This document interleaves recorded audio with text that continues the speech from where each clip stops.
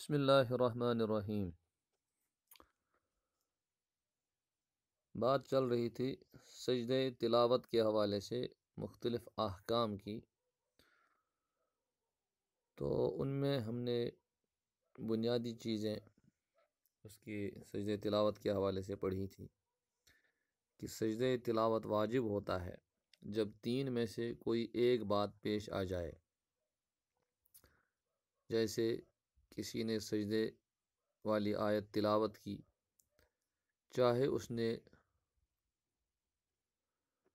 خود وہ آیت سنی یا نہیں سنی۔ اسی طریقے سے اگر سجدے والا لفظ اپنے اس سے پہلے والے ایک لفظ یا اس کے بعد والے ایک لفظ کے ساتھ پڑھا تو اس صورت میں بھی یہی بات ہوگی۔ اسی طرح سجدے تلاوت واجب ہوگا جب سجدے کی آیت سنے گا، چاہے سننے کا ارادہ کیا ہو یا نہیں کیا ہو۔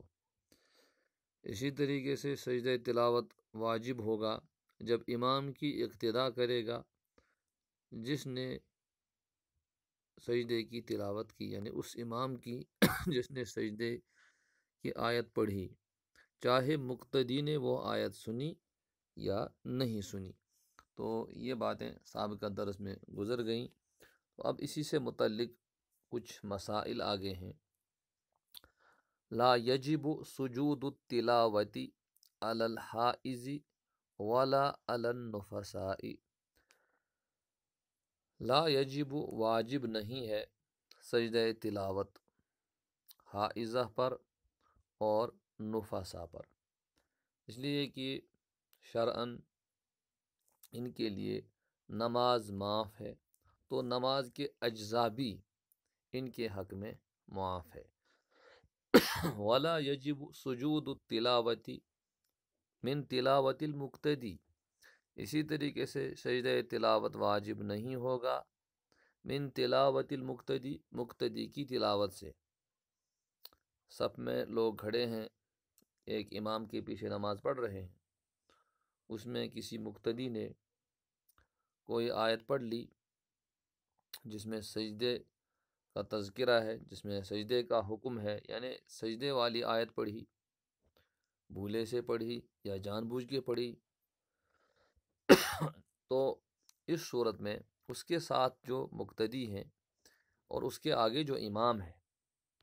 تو کیا ان پر سجدہ تلاوت واجب ہوگا؟ تو فرما رہے ہیں مصنف کہ واجب نہیں ہوگا،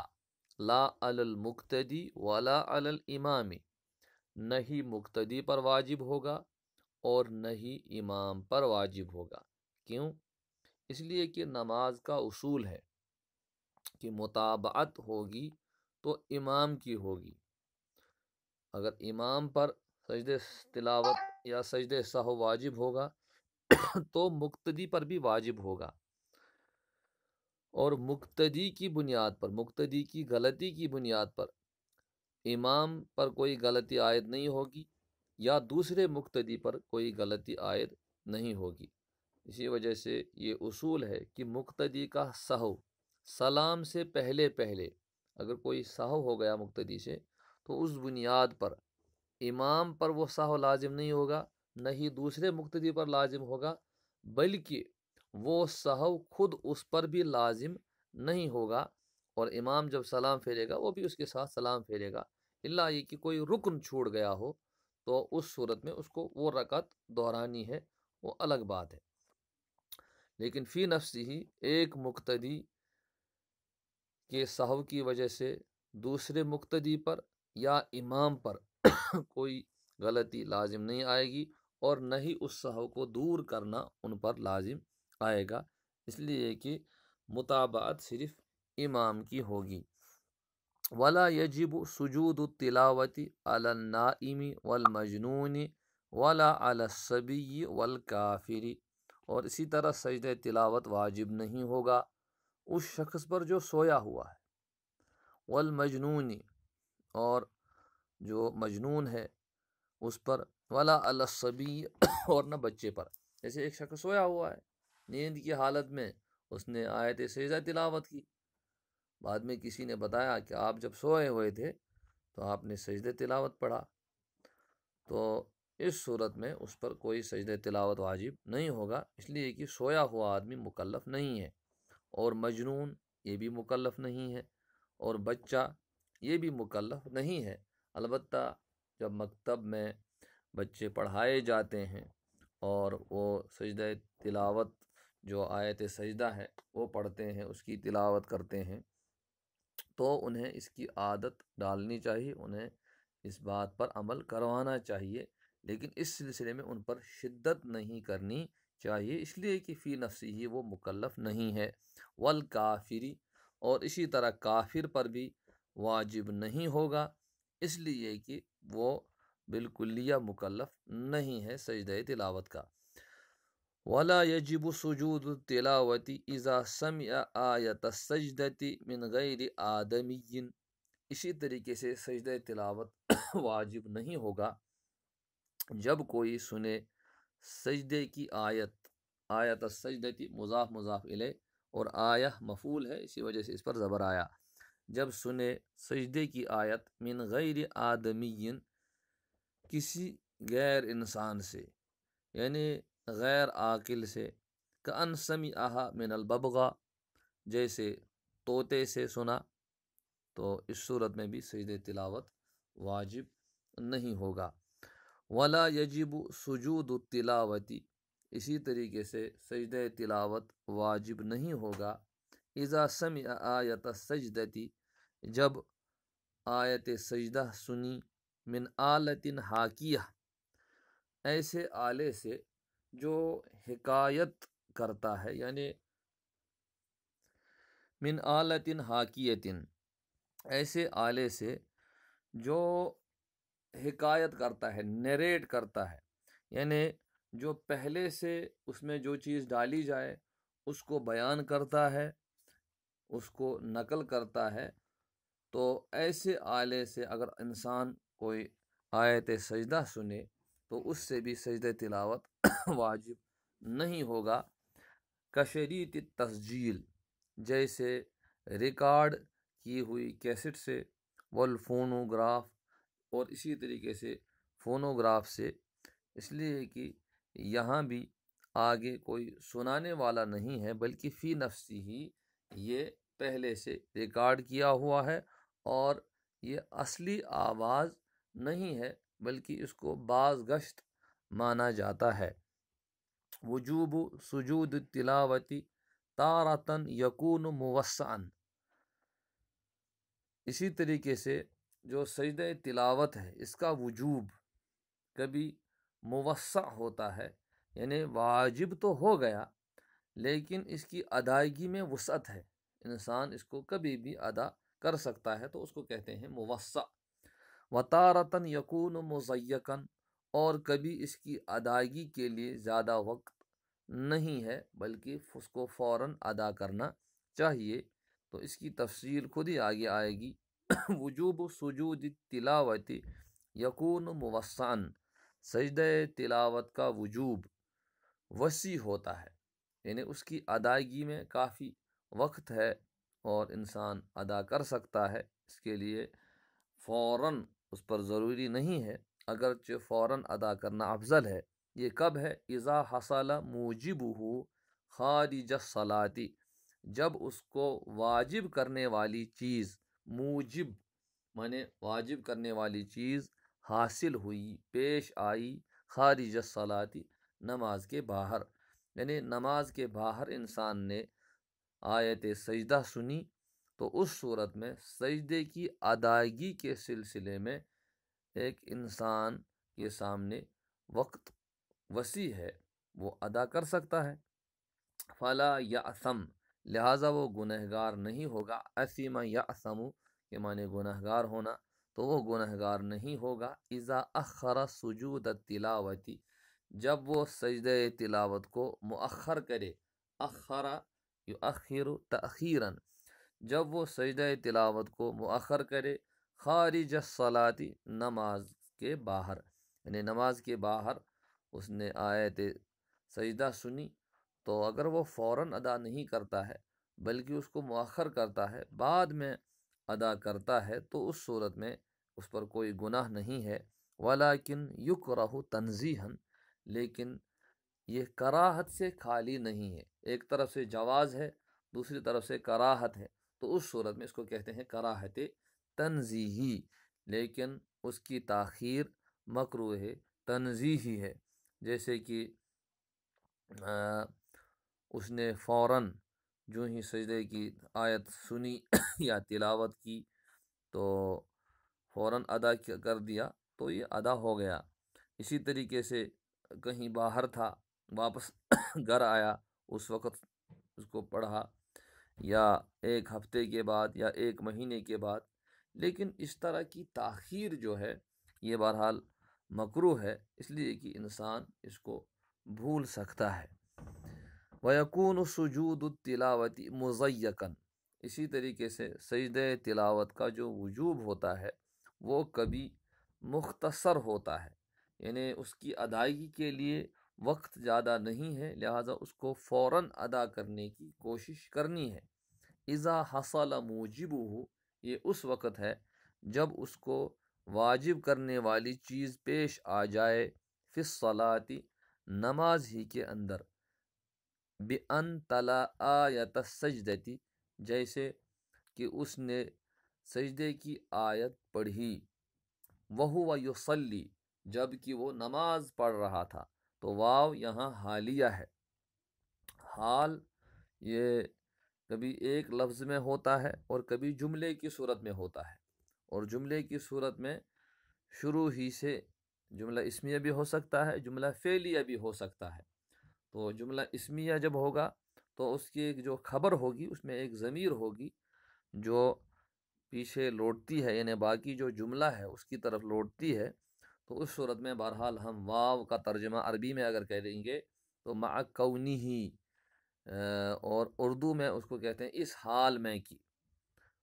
اور کبھی کبھی اس کا ترجمہ ہوتا ہے جب کی۔ بِأَن تلا آیت السجدتی، جیسے اس نے سجدے کی آیت تلاوت کی، وَهُوَ يُصَلِّي، جب کہ وہ نماز پڑھ رہا تھا، وفی هذه الحالہ، اس صورت میں، یجب علیہ اداؤہ، اس پر واجب ہے، اداؤہ،